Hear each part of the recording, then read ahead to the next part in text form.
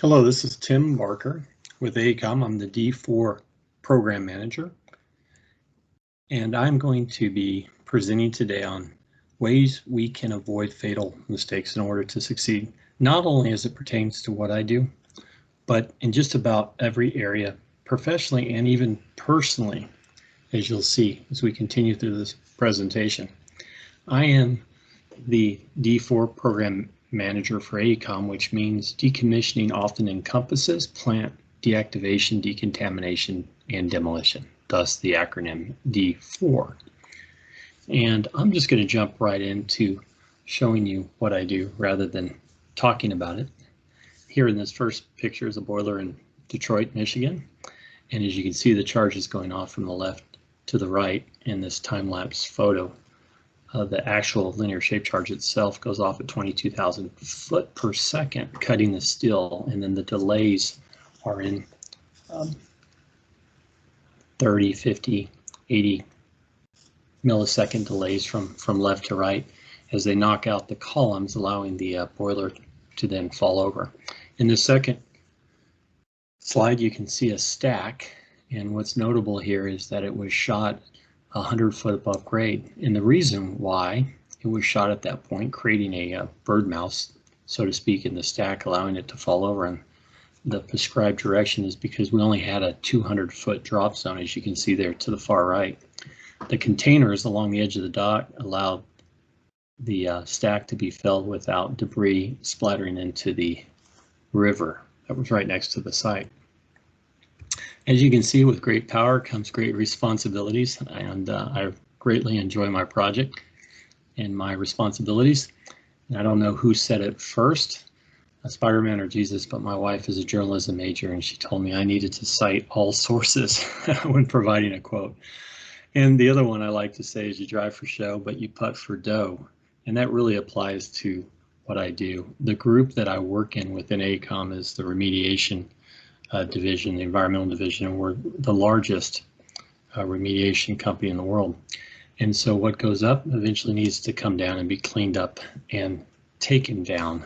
And so that's where I come in as the undertaker, or I would introduce myself at a party as the AECOM industrial janitor. And basically we build huge plants, manufacturing facilities, structures, bridges, towers around the world, and when industry is used its equipment and it's at age similar to buying a car, when it's done, you have to clean it up and take it down and start over again. And so with all presentations, we should start, or with meetings, with a safety moment. And I most often share my worst one. And when I say my worst one, it occurred 28, 29 years ago when I was a project manager for one of the larger demolition companies, and I was expecting my first child, a daughter, and so was somebody on my crew, roughly the same age, except she never had the opportunity to meet her dad. And after that fatality occurred on that project, I said, and it was a big if I continue to stay in this industry, that could never happen again on one of my projects. Well, knock on wood, it hasn't. Nearly 30 years later, but the things that I learned to prevent that as a project manager, then as senior project manager, general manager, and then now as a program manager over multiple projects at any given day, are the same things that result in projects coming in ahead of schedule, because time is money under budget. So that's my safety moment. I'd also like to add one of the best presentations I think I ever saw in our industry was by Mike Casbon. He's no longer with us, but he was a very highly respected colleague of mine and others in our industry. And he had read a book one weekend about don't sweat the small stuff. And the more he pondered what was in there, he realized in our industry where there's hazards and it's the dangerous activities are occurring, if you don't sweat the small stuff, you're not going to last long. And so he basically developed a presentation by going through every chapter and exactly what it said in this book. He said, do the opposite. And I thought it was not only amusing, but very applicable to what we do. And here's why, is because over the last 12 years, 17 demolition contractors in the US and UK have died as a result of accidents in power plants. Most alarming is 13 of these have occurred in the last 5 years, which highlights the reality that the problem is getting worse and not better. So the industry has been issuing a call for better safety practices, and this is all from an article by Adam Redding, and this was very recent, this last month. There's a link here to that article, and you can read the rest of it. I was provided or contributed to the article because of the safety record that I've had and was asked by some of my colleagues to respond to it. So there's clearly a challenge in taking down coal-fired power plants and other structures in the demolition industry. And again, I'm going to show you what I've learned to prevent that you can use in just about any area. It starts with a good risk management plan. Like most good tools, they're only as good as the operator.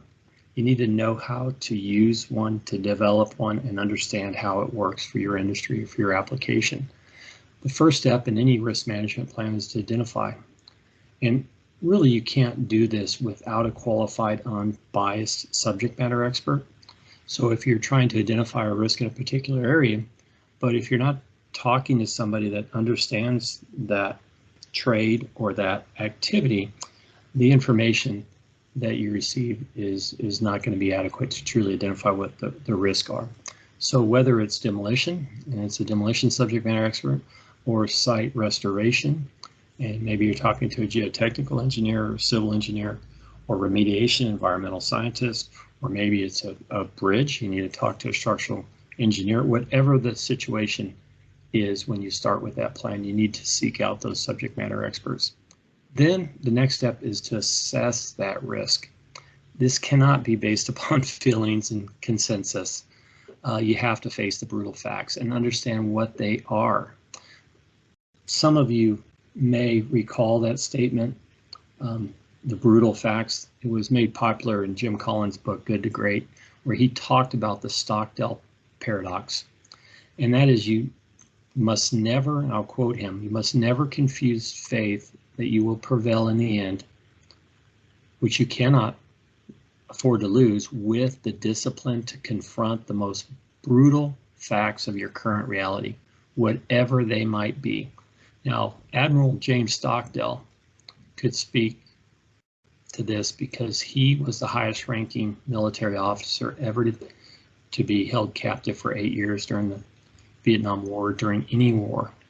But others who had positive thoughts or just hoped things would work out, or they'd be out by Christmas or next year, they didn't make it. So in any venture, whether it's work or even personal, don't base moving forward on your feelings or consensus. And I have a teenage daughter, so I clearly don't want her to make decisions based upon that, but looking at the facts and confronting them. And then from assess, mitigate. Do we double down on what's not working, or do we discover and use proven safe approaches that do? That's really the bottom line. I'll give you one example. I had one of the larger demolition contractors in our industry. I was sitting across the table with them at the beginning of a very large program and asked them what their total recordable incident rate, actually I already knew, but nonetheless, they told me, and it was great for the demolition industry. It was just above 1. But I had asked them what they were going to do to bring it down to 0. We were getting ready to start a massive demolition project. And they started to share the things that they had been doing. And so we all know that when you do the same thing but expect different results, we call that insanity. I didn't say that to the contractor, but I did share with them or ask them the question if they were interested in what we've used at some of our higher risk projects and sites to achieve a 0 total recordable incident rate. And they said, sure, they're interested. But they said, Tim, you work for an engineering firm. How hard is it to stay safe when you're sitting behind a computer all day? And I said, good point. But what I want to take you to is a site that consistently works over 1 million work hours without a recordable. And this was a high hazard demolition decommissioning site, which they and ultimately the client went with me, and we did a site tour, and I let them ask the people on that site what they had done to achieve 0. total recordable incident rate, which I'm going to share with you some of that in this presentation today. So first step, identify risk.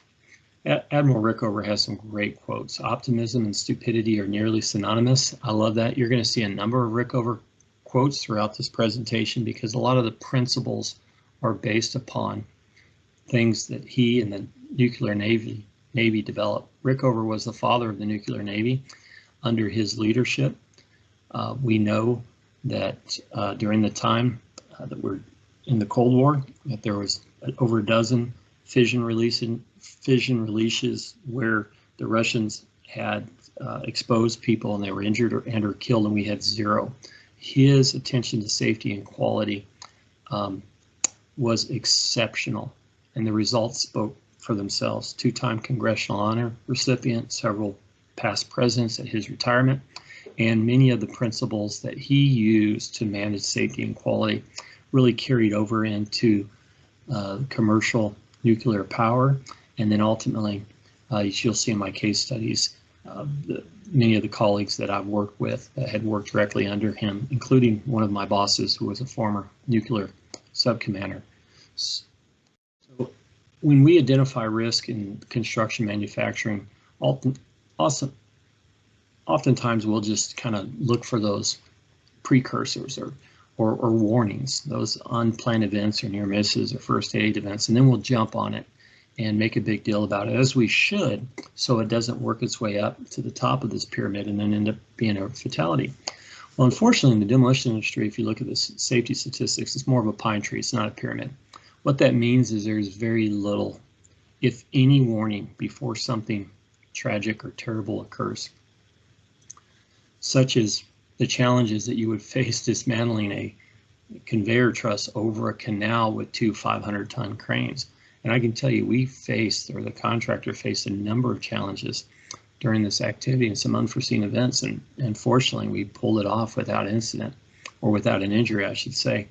But there were some close calls.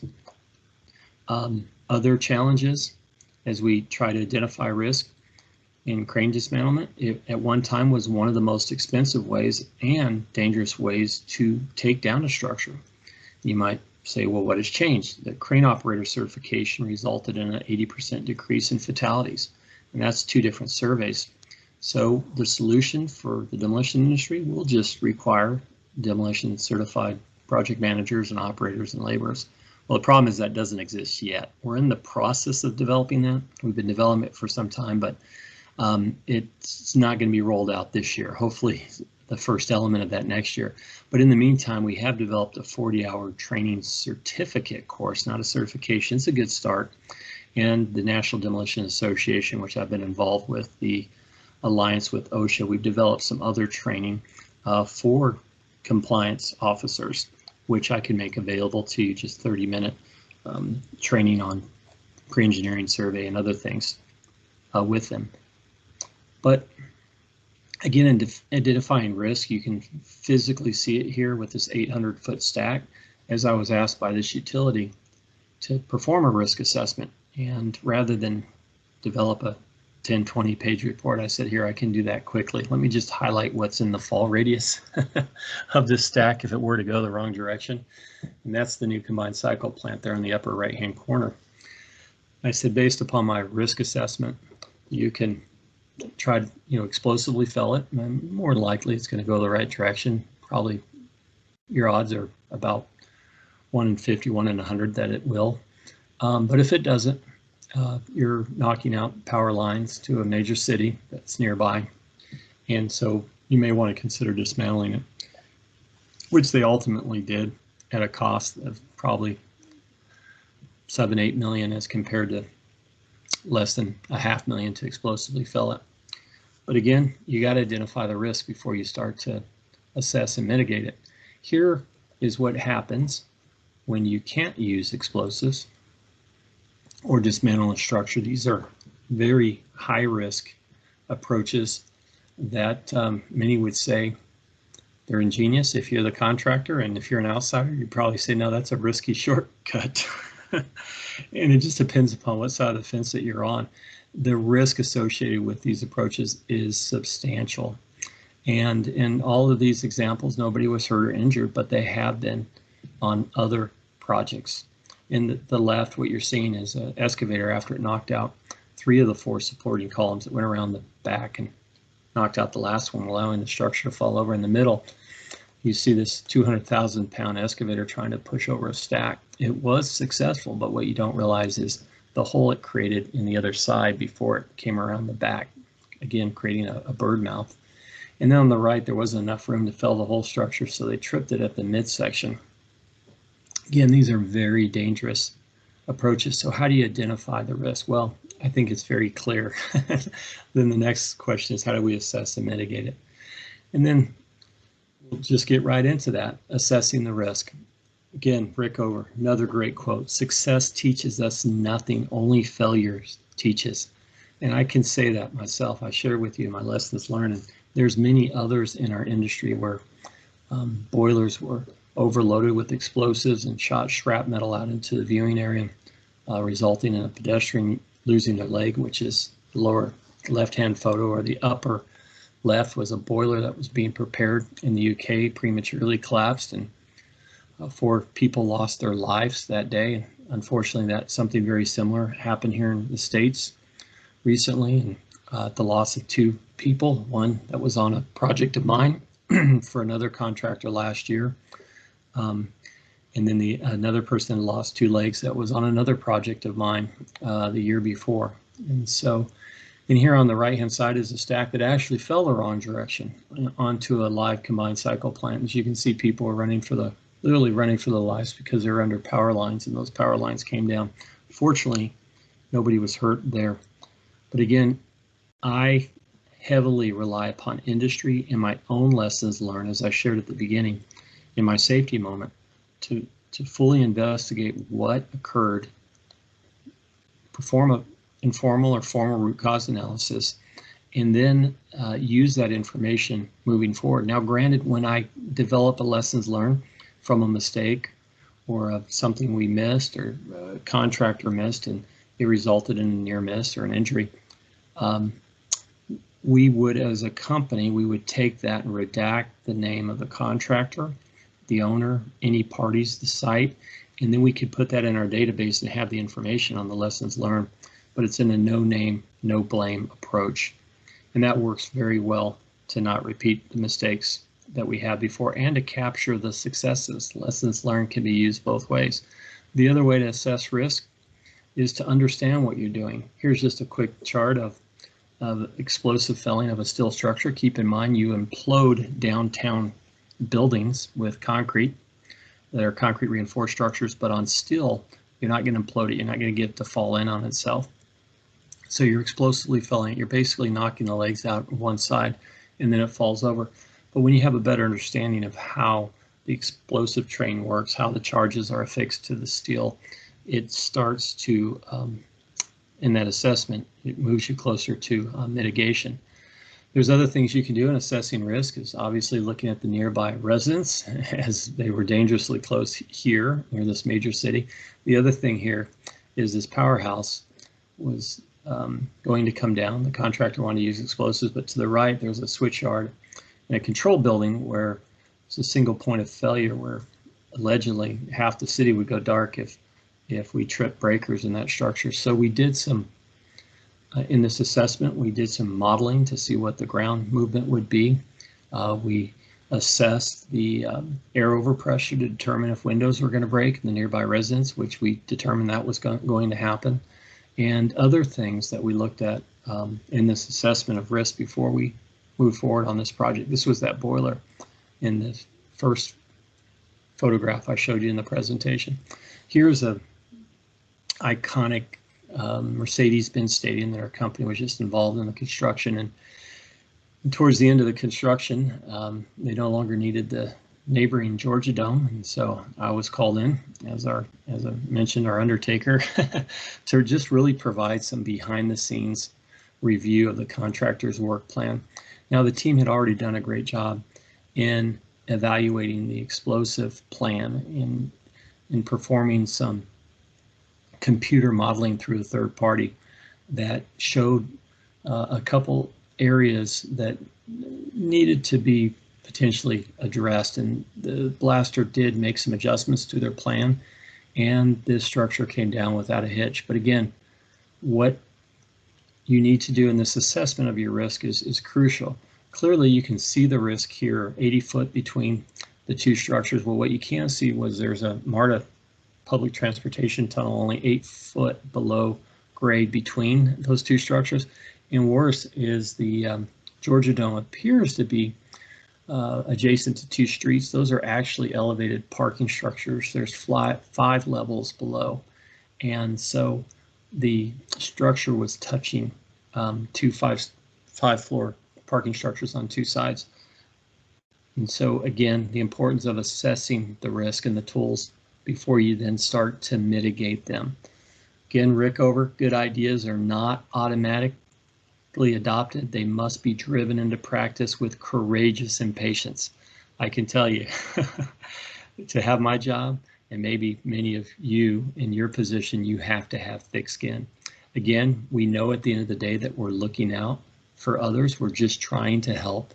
And as much as I try to convey that to the contractors, they just obviously aren't too excited to have somebody, reviewing their plans and asking questions and looking over their shoulders. But after a while, I've been pleasantly surprised to find out they do appreciate it when they realize nobody's been hurt working on one of our projects. So that is great. But again, it is not easy. As I've told my supervisor before, I can be popular or I can be effective, but I can't be both. Now keep in mind, I don't intentionally go out to pick fights or cause problems, and I try to be as diplomatic as possible.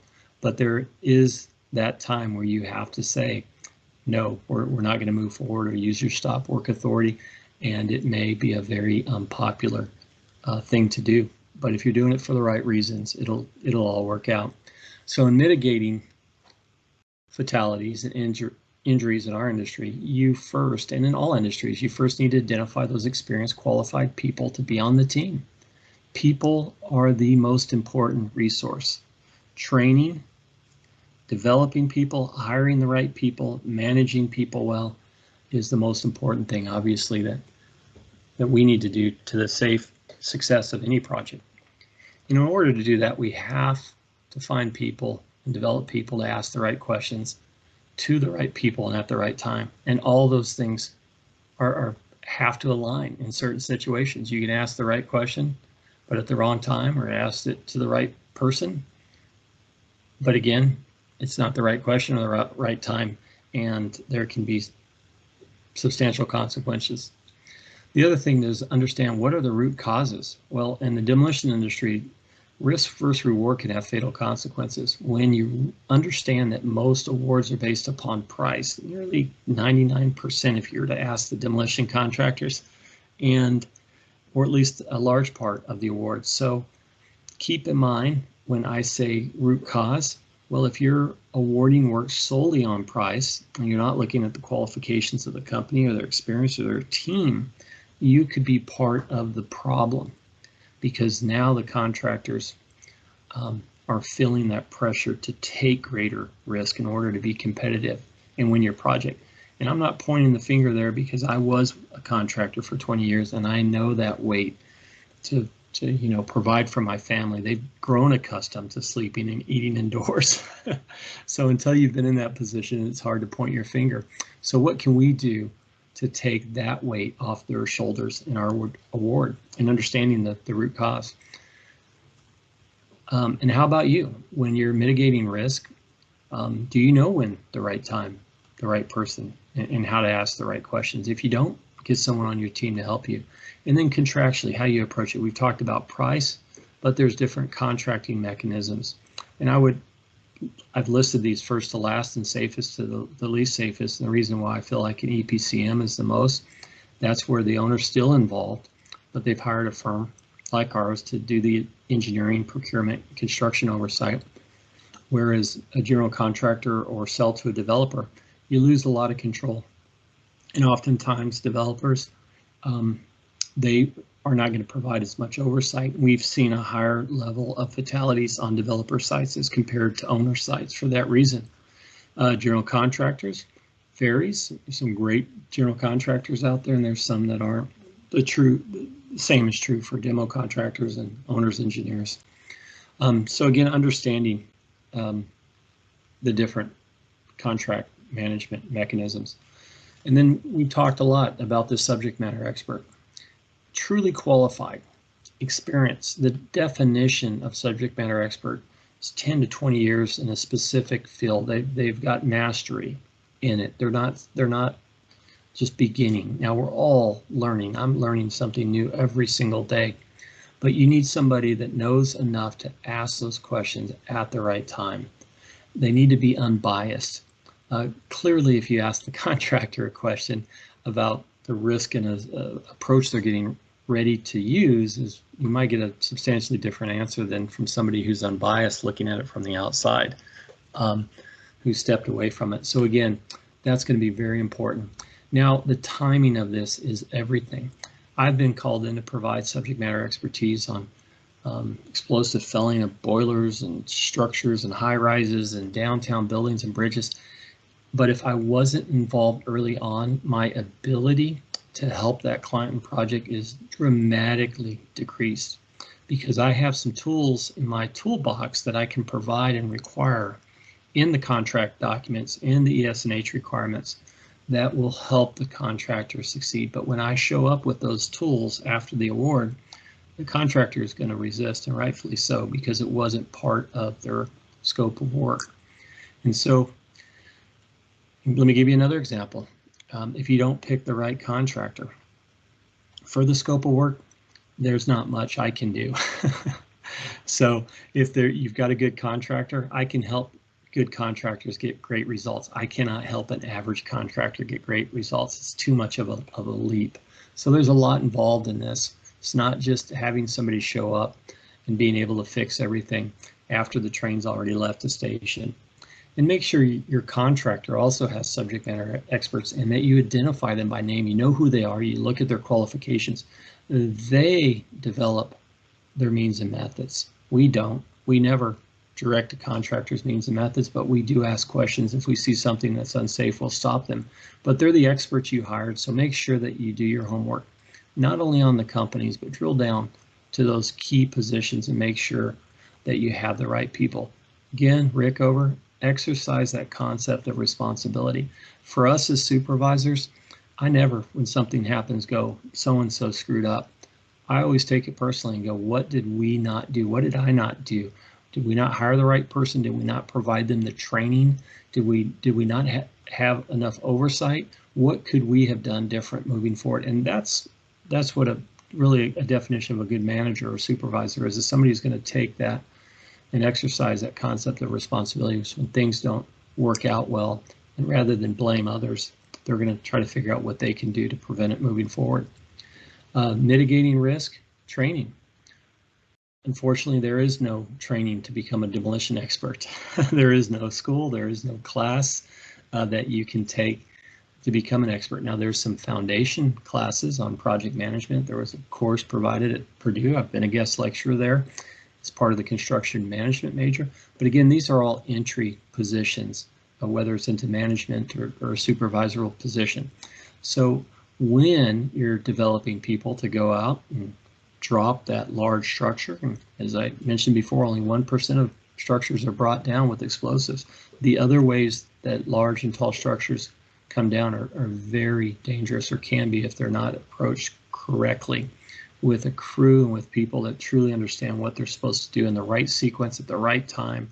And so site and scope and approach specific training is very important. And this is foreign to many contractors that I work with. This is one of those things that I have to put in the plans and specs and the ES&H requirements before it goes out to bid, or I can't just show up and then ask the contractor. I can and point to OSHA regulations to say it's required in subpart C. I discovered this 1926.21B2 after that fatality 28 years ago. It was the employer shall instruct employees in the recognition of avoidance of unsafe conditions, period, and eliminate hazards or other exposures to injury. So again, what have we done to provide that training? If someone gets injured, OSHA can just obviously point to this and say, clearly you didn't train well because this happened. You can't blame Bubba or Jose or Sue or Frank underneath the pile that they did something wrong or didn't follow the plan. OSHA's not going to be okay with that.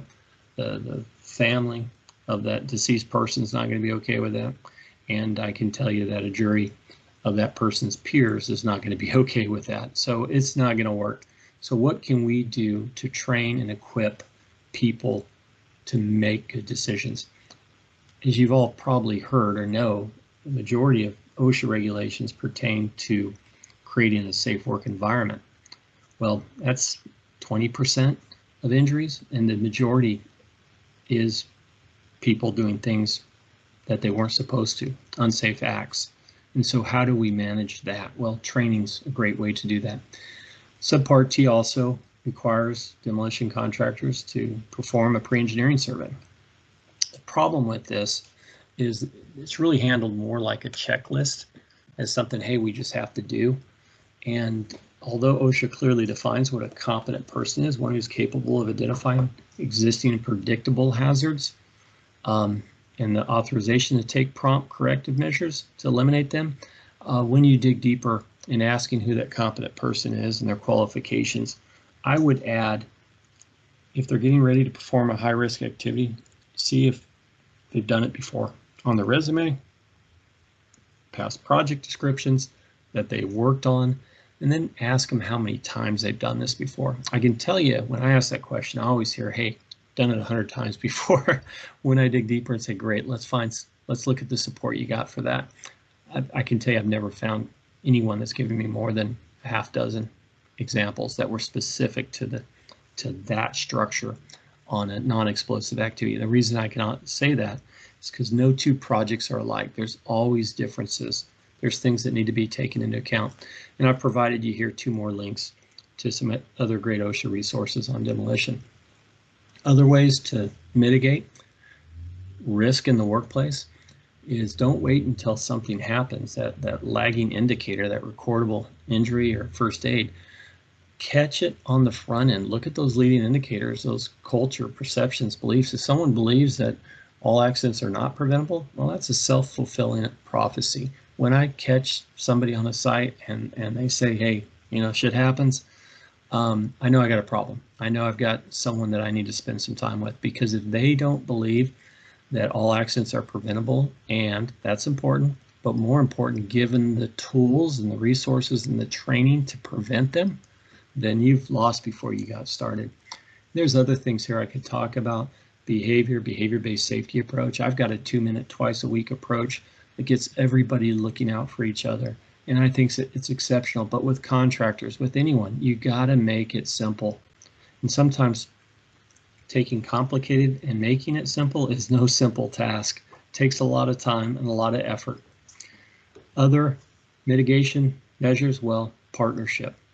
I always take the approach, it has to be a win for the contractor, for the owner, for us, and we all succeed or fail together. Nobody gets thrown under the bus. And I can share from many great successes and some humbling lessons learned. So exceptional safety results is truly synonymous with savings. As I've been quoted in this presentation and article at the World Demolition Summit years ago. What's also notable about that in 2016 is there was a contractor in the crowd that listened to the things that I had to say. It was a Canadian demolition contractor, and I really hit home that it has to start from the top of an organization. And it can't just be a safety professional or a supervisor. It has to be owned and led from the very top all the way down. Otherwise, it's not going to work. There's no way it will work. And they took that to heart and went back as an organization. I saw them again when the World Demolition Summit came back to the U.S. in Boston in 2000. And they said, Tim, we did exactly what you said. We, from the top down, revamped our organization to do things safely, and sure enough, our profitability is up, and we've been able to win more work, and our revenues greater than it ever has been.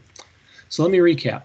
So risk management plan, it's only a good tool with the right resources. Develop your risk register by identifying risk with truly qualified and experienced, unbiased subject matter experts. Assess it, stay away from feelings, consensus, get that person out of the room that has the strong personality and is signing the paychecks. They don't need to be there because people will follow their lead. Get your experts there, assess it, rely upon lessons learned, root cause analysis, safety statistics, facts, then mitigate it by doing your homework. Discover what works, what's proven, not what sounds good or the next safety fad or technique that comes out.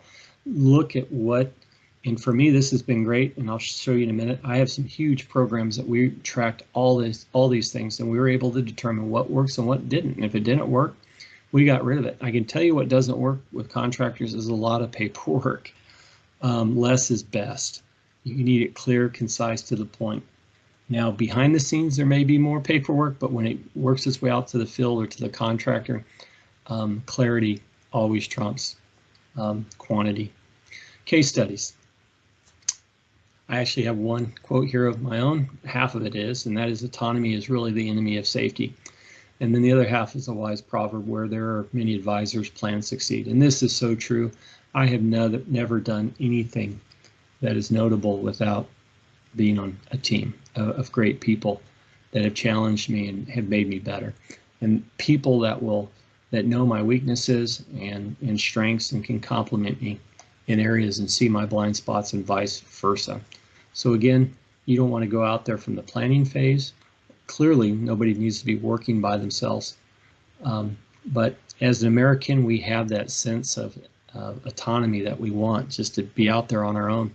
But that has no part in the workplace, in the planning, the execution. But when there's many advisors, plans will succeed. For example, here, one of the largest decommissioning programs in the world, this is the former nuclear weapons program. This spanned coast to coast, different sites, and we were involved at one time, and as you can see, 6 there, as highlighted in green, we were leading positions, and we had the safest overall record in the whole program, above the DOE EM complex average. And what's notable, leadership matters. We were on those 3 purple teams, but we weren't in leadership positions. We couldn't make the final, didn't have the final word, and so you can see we were below average there, but above where we did with proven tools. And I'm going to share those some more with you here in just a second. Department of Energy, which is, keep in mind this site I'm showing you is a VPP star site, and so are some of our others that have exceptional safety results in partnering with OSHA. They discovered, Department of Energy discovered that the demolition or decommissioning contractors that had the safest records were also the ones that provided the greatest value. They demolished the most square foot per dollar overall than others that had safety records that weren't as good. And the reason why this is so important is because these large DOE sites are also radiologically contaminated, and they can't put them out to bid as a fixed firm price lump sum. So it's time and material not exceed. So Department of Energy would track every dime, but they saw a direct correlation between safety and the bottom line. And so we learned that experience and we carried it forward to our other programs. We demilitarized 80% of the U.S. stockpile of chemical weapons. At the end of that, I was on a team to help clean up and take down those plants. $1.6 billion closure. Now, only about 10% of that was demo, but I managed 10, or with our teams, we managed 10 different small, medium, large demo contractors. And as you all know, huge federal Department of Defense programs are notorious for going over schedule and budget. This one didn't, as you'll find out here in a minute. But my job was to make sure we didn't have any injuries with those 10 different contractors taking down 6 plants and a dozen facilities. We started by looking at the gap between where this demolition industry is and where we had, what we had been achieving. We made it down to a 0.5 total recordable incident rate, which is really what the client had expected from us. And so I was asked, well, Tim, what are we going to do? And I said, well, what have you been doing to get it down to 0.5? So I spent the next 6 months taking those things that were complicated, making it simple, to put it in RFP. And then we had a 2-day pre-bid, and then we held the contractor's hands. And long story short, they knocked it out of the park. It was the only phase of the project that was 0 recordables, taking down 6 plants. We came in $300 million under budget, saved 1,000 days on all the sites, and it was a huge success. We carried that over to one of the largest utility decommissioning demolition programs, and during our involvement, we helped them exceed 750,000 accident-free hours, and this is a program that's still going. So again, little case studies to support what I'd shared with you today. If you have any other questions, please feel free to reach out to me. There's my email address, tim.c.barker@aecom.com, and I guess at this time I will take some questions. Thank you very much.